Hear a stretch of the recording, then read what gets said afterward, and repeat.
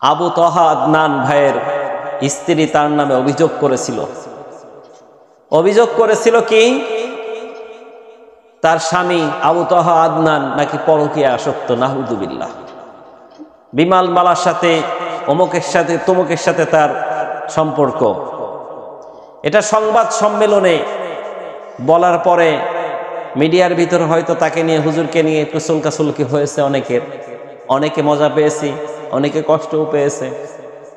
একজন ইসলামী স্কলার কোরআন হাদিসের কথা বলে, অনেকেই তো চাই আলেম উলামা যদি কিছু একটু দোষ করে, কোনো মিডিয়া যদি এটাকে একটু পায়, যদি একটু তিল পায়, এটা তাল বানিয়ে ফেলে।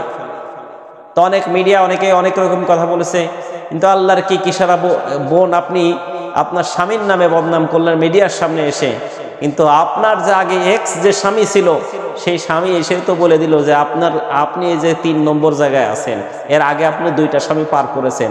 এতে একজনের মুখোশ খুলতে গিয়ে তো নিজের মুখোশ, আপনার চরিত্রই তো ঠিক না।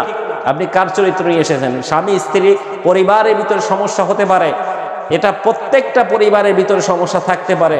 স্বামী স্ত্রীর ভিতরে ঝগড়া হতে পারে, কথা কাটাকাটি হতে পারে, মনোমালিন্য হতে পারে। এটা নবীজি সাহাবীদের প্রত্যেকের জীবনের সাথে এটা জড়িত ছিল।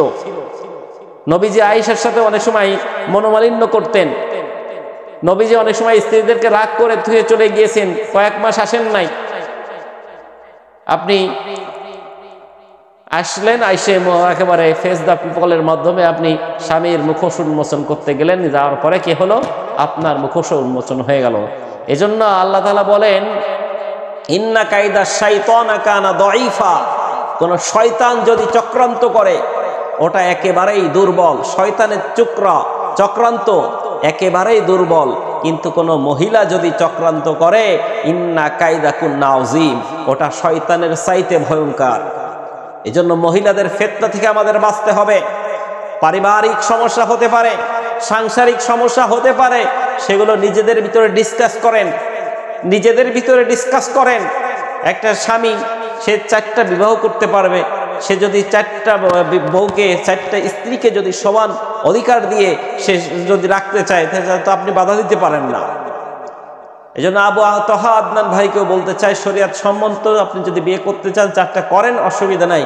কিন্তু এরকম আপনার স্ত্রী নিশ্চয়ই তার অধিকার আপনি হয়তো পূরণ করতে পারেন নাই, এই কারণে হয়তো সে এসে আপনার নামে এরকম অভিযোগ করেছে। আশা করেছি আপনি বিয়ে 2টো না 3টে না 4টে পর্যন্ত করেন, কোনো অসুবিধা নেই। শরীয়ত সম্মত উপায়ে জায়েজ কায়দা আপনি এগুলো করেন। আর যারা এই নিয়ে সমালোচনা করেছেন, আশা করছি এই সমস্ত বিষয় নিয়ে আর সমালোচনা না করাই উচিত।